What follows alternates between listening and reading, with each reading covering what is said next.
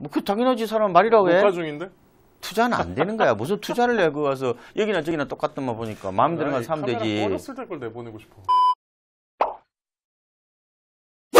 네, 집밥 박 선생이 오랜만에 돌아왔습니다. 저희가 임대차 3법 나오자마자 지금 급하게 또 일정을 잡았는데요. 제 옆에는 부동산 전문가 박원갑 위원과 함께합니다. 안녕하세요. 네, 안녕하십니까. 네, 저희가 또 다급하게 집밥 박 선생이 소집이 됐습니다. 뭐 지난주에 써야 되는데. 내일 내보내면 되잖아요. 빨리 내보냅시다. 네. 임대차 3법이 일단 발표가 됐어요. 내용을 일단 간단히 정리 좀 부탁드릴게요. 임대차 3법은 세 가지인데요. 네. 그러니까 계약갱신 청구권, 그다음에 전월세 상한제, 그리고 전월세 신고제인데 네. 계약갱신 청구권하고 전월세 상한제는 서로 맞물려 있는 거죠. 바로 시행이 됐고요. 네, 네. 네. 그러니까 보통 이제 전세 2년 살잖아요. 네. 근데 그게 2+2, 4년 동안 이제 살 수 있다. 그리고 또 계약 갱신을 할 때에 네. 5% 이내에서 지자체장이 정하도록 되어 있다 이렇게 보시면 되고 네. 사실상 전세가 이제 4년으로 바뀐다고 보시면 돼요. 그렇죠. 이게 임대차 보호법 요즘에 2법이라고 얘기를 하는 거고 네. 이제 3법까지 하면 내년 6월에 시행될 전월세 신고제까지. 그렇죠. 저는 신고제는 뭐 그거는 이제 거래하고 난 다음에 뭐 30일 안에 네. 뭐 신고하도록 되어 있는데 지금은 이제 매매는 하고 있거든요. 네. 지금 전월세는 안 하고 있으니까 의무가 아니니까 종전에 좀 확정일자를 가지고 했죠. 네. 근데 이제 내년 6월 되면은 전월 신고를 하게 되면은 뭐 중개업자가 할 수도 있고 본인 할 수도 있겠죠. 네. 근데 그러면은 굳이 이제 우리가 주민센터에 가서 확정일자 신고를 하지 않았대요. 근데 사실 이 갱신제 관련된 네. 것 때문에 시장에 좀 혼란스러운 상황이 펼쳐지고 있습니다. 집주인과 직계 존비속이 실거주를 하면 재계약 청구를 거부할 수 있다고 얘기를 했는데 네. 그러면 남편이나 부인이 혼자서 전입신고에도 인정을 해주는 거예요? 그건 안 된다고 했어요.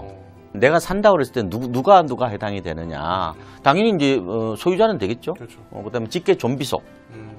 그러면은 조부모, 그다음에 뭐 바로 자식들, 뭐 손자까지, 손자 손녀까지도 해당이 된다는 건데 네. 만약에 그 집이요 남편 단독 명의라면은 장인 장모님은 들어와서 산다고 했을 때 그 직계 존비속에 못 들어간다 이렇게 지금 얘기들이 나오고 있고요. 그리고 당연히 이제 배우자도 안 되는 거죠. 그런데 이제 그 예외가 배우자 공동명의면 어떻게 되느냐. 네. 그러면은 아내 쪽에 일부 지분이 있잖아요. 그렇죠. 그러면은 그 장인 장모, 그러니까 배우자의 부모가 직계 존비속에 들어가서 거주할 수 있는 권리가 있다 이렇게 얘기를 하고 있습니다. 그러니까 결국 명의자가 누군지가 중요한 거죠. 그렇죠. 근데 공동명의는 뭐 장인 장모까지 다 된다. 남편 입장에서 보면은 단독명의는 배우자하고 이제 장인 장모가 해당되지 않는다. 이거는 이제 이장 전입 이런 걸 좀 감안해서 배제를 한 것이 아니냐 이렇게 분석을 하고 있습니다. 만약에 이 제도를 활용할 임대인 입장에서 그러면 자기 집을 공동명의하는 게 일단 유리하네요. 그렇죠. 공동명의가 요새 유행이잖아요. 네. 뭐 취득세 이런 데는 뭐 크게 뭐 달라지는 건 없어요. 재산세 달라지는 거 없고 다만 이제 종부세하고 그죠? 뭐 양도세 이런 부분에서 약간은 혜택이 있으니까 이왕이면은 부부 공동명의를 해도 될 것 같고. 네. 지금 부부 공동명의세요? 네, 부부 공동명의를 해야지 당연히. 그거는 집안에서 누가 방지. 권력이 세느냐에 따라 가지고 이제 달라질 수 있는 거지. 원래 이름 안 들어갈 뻔했다면서요? 큰일 날 뻔했지. 그러면 지금 요약을 하면은 결국 부인이 혼자서 전입신고해서 거기 살겠다는 건 안 되는 거죠? 그렇죠. 안 되는 거라고 보면 돼요. 그럼 집주인이 사실 실거주하겠다고 하면서 세입자랑 계약을 갱신하지 않았어요. 근데 그러면 집주인 본인이나 직계 존비속 2년간은 의무적으로 거주를 해야 돼요? 그렇죠. 새는 놓을 수 없다는 거죠. 그럼 아무튼 내가 그러면 이거 지금 다른 사람 살아야고 소송을 건다 해요. 그럼 손해배상액은 어느 정도예요? 원래 이제 그 계약을 할 때 그 합의한 금액이 있을 거 아니에요. 손해배상 예정액. 그것도 다 합의가 돼 있어요? 됐다면 그걸 원칙으로 하는 거고. 그렇죠. 그게 없다. 뭐 약정한 금액이 없다 그러면은 계약갱신 거절 당시에 3개월치 월세. 3개월치 월세. 또 새로 임차인을 들였잖아요. 네. 그러면 올려받은 월세 차액의 2년치. 종전 월세하고 새 월세하고 차이에 50만 원을 만약에 월세를 올렸다 그러면 1,200만 원인 거네요. 그렇지. 네. 그러니까 2년치니까 그죠? 네. 그 다음에 이제 실제로 이제 손해를 입은 금액이라고 보시면 돼. 이 중에서 세 가지 중에서 많은 거. 제일 큰 거. 그러면 사실 계약갱신 청구권을 행사한 임차인은 무조건 2년을 살아야 돼요? 뭐 중간에 나갈 수도 있잖아요. 그럴 때는 부동산 중개수수료 이런 건 누가 내요? 이게 그 묵시적 그 갱신이라고 네네네. 아시죠? 네, 그냥 서로 얘기 안 하면 그냥 계약이 연장되는 거. 연장되는 네. 그거하고 거의 권리관계가 비슷하다고 보면 돼요. 그러니까 계약은 맺겠죠. 네. 당연히 5% 이내에서 세입자가 계약을 맺을 거예요. 네. 그리고 그거를 신고를 해야 자기 보증금이 보호가 될 거 아니에요. 그렇죠. 이른바 대항력이 이제 있게 되는데, 네. 근데 만약에 이제 내가 나갈 거야라고 하면은 원래 재계약을 하면 2년을 채워줘야 되죠. 맞아요. 근데 이거는 그렇지 않아요. 그러니까 만약에 내가 나가겠다 하면은 집주인한테 통보를 하잖아요. 그냥 집주인은 3개월 이내에 맞아요. 3개월 안에 그 보증금을 내줘야 돼. 이게 묵시적 갱신하고 똑같은 네, 거죠. 지금 제가 그렇게 살고 있거든요. 그래서 집주인은 사실상 이제 옵션이 없는 거고 세입자는 이제 옵션이 있다고 보면 되는 거죠. 세입자가 굉장히 유리한 거네요. 그 집주인이 일부 이런 불만을 제기해요. 그렇죠. 계약을 하면 보통 중간에 나가는 건데 그러면 중개수수료가 보통 관행적으로 네. 세입자가 물고 그렇죠. 나가잖아요. 그렇죠. 근데 이거는 계약갱 청구 같은 경우는 그렇지는 똑같이 계약을 하는데 네. 아까 묵시적 갱신 같은 그런 효과가 있다고 그랬잖아요. 네. 그래서 이거 중개수수료는 이거는 집주인이 집주인이요? 내는 거로. 그럼 기존에 있었던 묵시적 갱신보다는 좀 더 유리한 거네, 임차인한테. 그렇죠. 부동산 수수료도 자기가 안 내도 되니까. 그렇죠. 일단은 그렇게 봐야 될 것 같습니다. 이게 임대차 보호법 자체가 세입자한테 이제 유리하도록 그렇게 만들어진 법이라고 보시면 될 테니까요. 그러면 사실 재계약할 때 기존에 전세로 살았는데 월세로 바꿀 수 있어요? 일방적으로 못 바꿔요. 못 바꿔요. 네. 동의를 서로 해야 되는 거예요. 네. 그러니까 지금 이게 전 임대차와 뭐 동일한 조건으로 재계약되는 거로 봐야 되거든요. 네. 다만 금액만 바뀔 수 있는 5%로. 거죠. 물론 이제 그 합의하에 가능은 합니다. 더 올릴 수 있다고요. 근데 그걸 누가 합의하겠어요? 세입자 입장에서는 그 집주인이 요구하는 거에 내가 오케이를 할 리가 없죠. 돈을 더 내야 될 텐데. 그러니까 아무래도 이제 판단을 할 거예요. 네. 그러니까 지금 전세에서 이제 월세로 바꾸면은 세입자 입장에서는 이제 선택할 수 있는 기회가 있는 거예요. 어떻게 보면은. 네. 지금 이제 그 전월세 전환율이라고 들어보셨죠? 네네. 전세에서 월세로 바꿀 때의 어떤 뭐 1억당 얼마 쳐주는 거 뭐 이런 거죠. 적용 어떤 그런 이율이라고 보면 되는데 네. 이게 현재 법정 4%예요. 맞아요. 그런데 뭐 실제로 4% 적용되는 곳은 서울 정도고 네.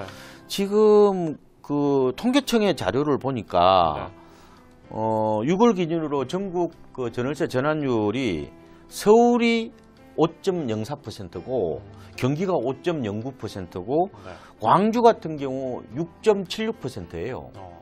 굉장히 높잖아요. 네. 그러면 이제 이게 이제 그 세입자 입장에서는 이거를 만약에 그 전환율을 4%로 낮춘다 하더라도 은행에서 대출 받아서 전세값 올려주는 것보다는 불리하다고 판단할 거란 말이에요. 그렇죠. 지금 은행 그 전세자금 대출이 2.2, 2.3 그래요. 그러면 훨씬 더 불리하죠. 그런데 다만 이럴 수는 있겠죠. 지금 정부에서 이제 전월세 전환율을 일부 낮춘다고 그러잖아요. 네네. 2%로 만약에 낮췄다. 은행에 줄 돈을 얼마를 내는지 계산해보고 내가 지금 만약에 이게 전월세 전환율이 낮아진다면 그거랑 은행금리랑 비교해서 본인이 세액공제 받을 거 소득공제 받을 것까지 계산을 했을 때 뭐가 더 이득이냐 요거까지 그렇죠. 그걸 계산해보는 판단해야 거예요. 되죠. 근데 사실 사람들이 더 많이 걱정하는 건 4년 뒤에 우리나라예요. 그렇게 해서 2년이 지난 4년이 지난 뒤에 과연 전세는 있겠냐 혹은 전세 가격이 지금 시세가 말이 되겠냐 아예 처음 계약할 때 뭐 4억짜리 6억이요 이렇게 해버리고 말지 그걸 누가 지금 시세대로 받겠냐라는 거죠. 어차피 못 올리는. 그게 이제 전세 종말하고 맞물려 있는 그렇죠. 거예요. 네. 근데 저는 전세 소멸, 종말은 큰 흐름이라고 봐요. 왜냐하면은 그 전세가 존속하는 두 가지 조건, 고금리일 것, 보증금 받아 은행에다 맡기는 거고, 맞아요. 그리고 집값이 계속해서 오를 것 네. 이런 부분이잖아요. 근데 이게 이제 깨질 가능성도 있는 거고. 일단 고금리가 될 리는 없고요. 앞으로는. 그렇죠. 이번에 그 임대차 3법으로 인해서 집주인 입장에서는 이왕이면은 전세보다는 월세 받는 게 더 낫다고 판단할 거예요. 집주인 입장에서는 세입자가 어쨌든 중개 수수료는 들긴 하지만 네. 뭐 차라리 나가주는 게 시세를 올릴 수 있는 어떤 기회라고 판단을 하겠죠. 그렇죠. 그래서 월세 계약을 많이 선호할 가능성이 있고 네. 다만 지금 곧바로 그러면 전면 월세 시대로 가느냐 그렇게 보지는 않아요. 왜냐하면은 갭 투자한 사람들 갭 투자도 있고 또 있어요. 보증금을 또 돌려줘야 되잖아요. 그렇죠. 그럼 일단은 내 자금의 여력이 되는 사람들, 예를 들면 목돈이 집에 묶여있는 갭 투자한 사람들 빼고 그런 사람들부터 내 전세 매물을 월세로 돌리기 시작할 거 아니에요? 조금 돌리는 거죠. 그럼 결국은 시장에 나온 공급 물량 자체는 점점 줄겠네요. 그렇죠. 그러니까 완전 순수 전세 매물들은 많이 줄 수밖에 없는 거고 앞으로 이제 반전세 혹은 반월세가 가장 큰 트렌드가 될 것 같습니다. 네. 혹시 이런 상황에서 좀 꿀팁이 있다면 앞으로 시장이 어떻게 될까 이런 꿀팁 없을까요? 제가 보기에는 이 입주 단지를 중심으로 전세 메뚜기족들이 많이 생길 것 같다. 입주 단지에 가면은 가격이 많이 떨어지죠. 네. 왜냐면 한꺼번에 입주를 해야 되니까. 그러니까 이게 잔금을 치르기 위해서 어떻게든 간에 채워넣긴 해야 되니까. 전세를 좀 싸게 놓을 수밖에 없잖아요. 네. 이제 그 입주 단지만 노려서 이제 2년 살다가 신규 입주한 데서 여기 살다가 또 다른 지역 신규 입주 또 2년 또 그렇지. 걸러갔다가 그 전세 메뚜기족이라고 보면 되는데 입주 단지에는 한꺼번에 매물들이 나오기 때문에 전세 가격은 좀 쌀 가능성이 있다 이렇게 보고 이렇게 되면 꿀팁은 입주 단지를 노려라 해요? 그렇지. 근데 이제 집주인이 또 괴롭잖아. 미안해요 집주인한테. 네. 이번 그 임대차 보호법 계기로 어쨌든 뭐 세입자의 권익을 높여주고 그런 거는 좋은데 자칫 이제 집주인하고 세입자가 적대적 맞아요. 관계로 이렇게 가는 거 아닌가 이런 이제 걱정이 많아요. 사실상 이게 집주인과 세입자는 이 공생 관계이자 공존의 관계거든요. 네. 그래도 인정이 있고 이게 법으로 가기 전에 대화를 해야 돼요. 그렇죠. 사실 가장 계약에 있어서 중요한 건 처음 나눈 말 한마디라고 그래요. 그래서 지금도 인터넷을 통해서도 많은 케이스로 나오는 게 세입자가 집주인한테 이거 보셨죠? 법 보셨죠? 나 이번에 못 올려요. 그냥 살 거예요. 이렇게 통보하고 연락을 안 받는데요. 그런 식의 케이스들이 많이 있다고 그러는데 법이 바뀐 건 맞습니다만 그 법에 너무 매몰돼서 내가 기본적으로 해결하는 것도 안 하면 오히려 2년 뒤에는 또 부메랑처럼 되돌아올 수 있다는 것도 생각을 해보셨으면 좋겠고요. 조금 배려하는 뭐 그런 생각만 있다면은 그죠? 충분히 이 문제들을 좀 지혜롭게 해결할 수 있지 않을까 이런 생각을 해보고 있습니다. 네. 저희가 부동산 프로그램 만들 때 가장 힘든 게 이게 굉장히 상대적이라는 거죠. 부동산은 임대인이 있으면 임차인이 있고 임차인이 있으면 임대인이 있습니다. 그리고 저도 평생 임차인이 아닐 수 있고 누군가도 평생 임대인이 아닐 수 있기 때문에 임대인을 뭐 악으로 규정해서 임차인한테 유리해야 된다 이런 식으로 얘기하기도 애매하고요. 그래도 안 되는 거고 임차인이 무조건 약자라고 얘기하는 것도 또 맞지 않는 케이스들이 많이 보이고 있습니다. 저희가 부동산 얘기할 때 항상 그걸 유의해서 만들고 있는데요. 앞으로도 이 임대차 2법 그리고 3법까지 제정이 되면 조금 더 현실적으로 사람들에게 적용되는 법이 되길 바라면서 오늘 임대차 3법에 대한 얘기를 좀 마쳐보도록 하겠습니다. 저희는 다음 시간에 다른 주제를 갖고 다시 찾아뵙겠습니다. 감사합니다.